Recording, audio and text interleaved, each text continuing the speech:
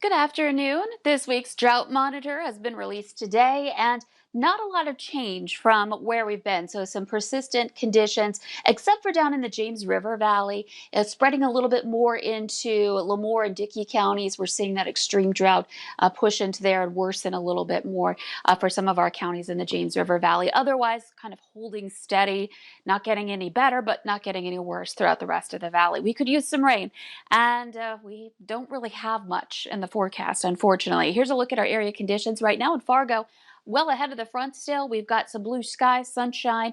As traffic's moving along here during the lunch hour, expect to see temperatures on the rise ahead of the front. So Fargo, we may go up a few more degrees here. We're at 61 right now with mostly sunny skies. We've started to cloud up in Grand Forks. We're at 59 there. It's 55 in Thief River Falls. Bemidji's at 53.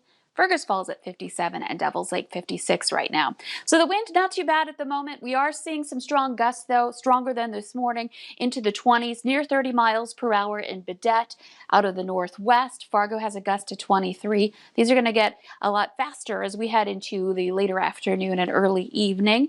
And that brings us that concern about fire weather because, as you see on our radar map here, we've got some green there, but it's not reaching the ground. We've got some dry air in place.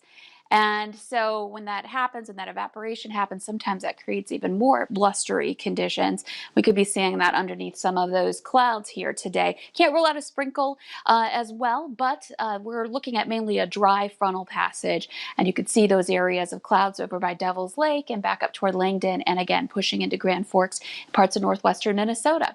So heading into the afternoon, we'll watch that front drop to the south and east ahead of it. Those temperatures climbing into those low to mid 60s. Behind it will be cooling down or the temperature rise will stop. This is 3 o'clock this afternoon. Heading into the evening around drive time tonight, you can see the winds turn northerly and really pick up along that front and get quite strong. So during that evening time frame, that evening commute, it might get quite blustery on those roads.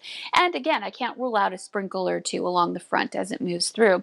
Into the evening, we'll see the cold front start to clear, high pressure starts to take over and will quiet things down probably in the late night hours and continuing on overnight and into tomorrow morning. So we'll be starting off our Friday morning with temperatures around freezing or a degree or two above. So another cool start to our day tomorrow, but clear.